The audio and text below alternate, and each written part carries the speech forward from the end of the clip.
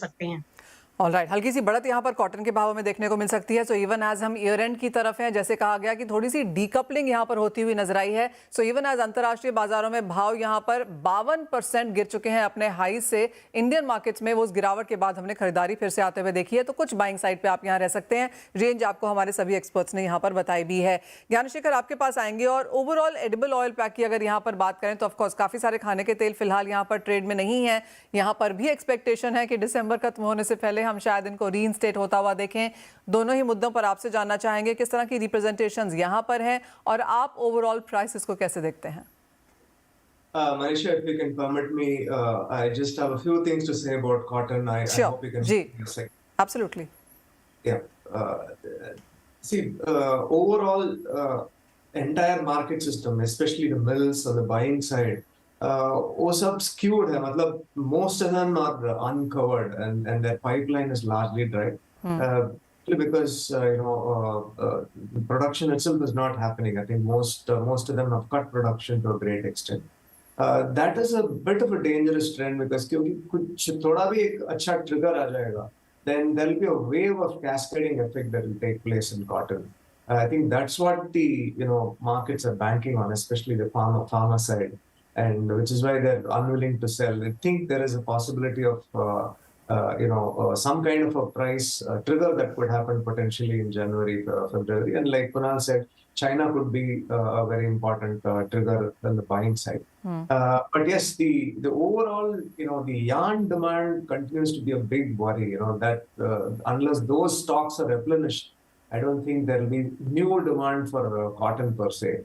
And the Christmas season and the ongoing season should provide some relief. I think the retailers might start replenishing stocks. तो मेरे ख्याल से इतना ज्यादा मंदी नहीं है cotton में clearly. And I think going forward, cotton will lose acreage to oil seeds and other crops because they've done very well. So we have to be very careful about what's going ahead.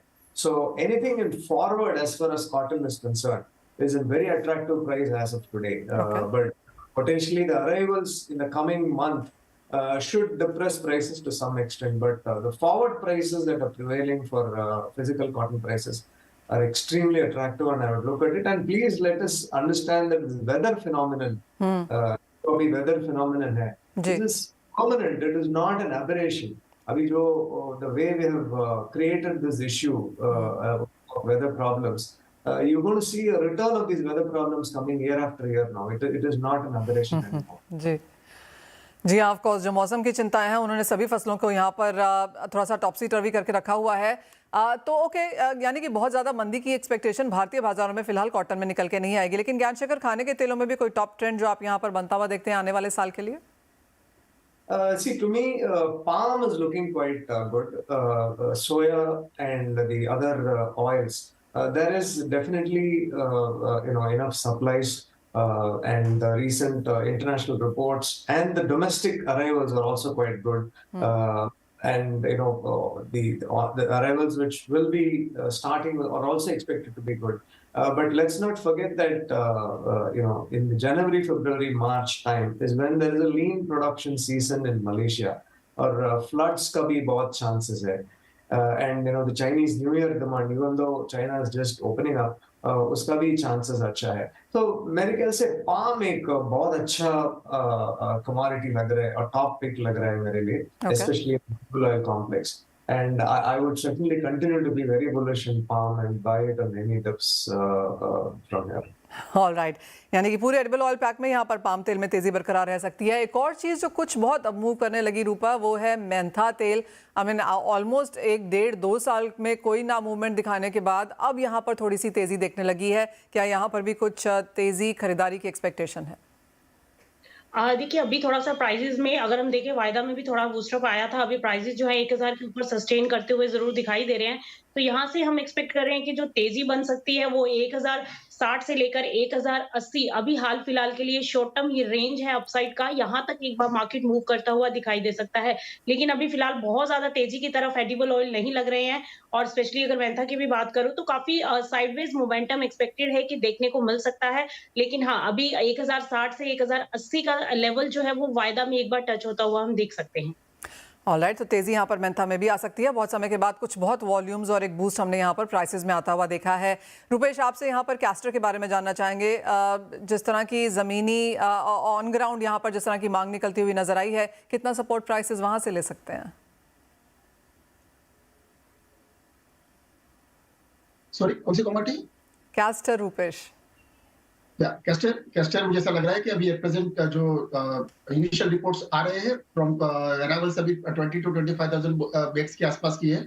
After 15 जनवरी के बाद में arrival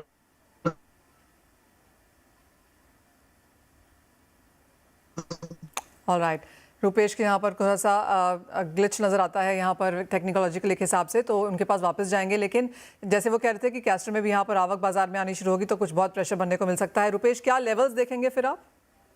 मुझे लग रहा है 7,000 से लेके 6,500 के लेवल मार्च महीने तक दिखने चाहिए। उसके बाद में अराइवल्स बढ़ने के बाद में 6,000 लेवल तक भी जाना चाहिए। I am overall bearish in castor.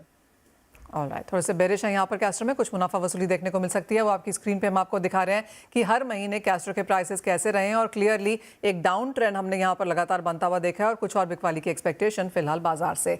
इसी के साथ एक ब्रेक के लिए भी रुकेंगे। जब लौटेंगे तो बात यहाँ पर गुआर, पैक की और मसालों की करेंगे। यहाँ पर जोरदार उठापटक देखने को मिली है, लेकिन 2023 किस तरह का साल रह सकता है, जाने अपने एक्सपर्ट से।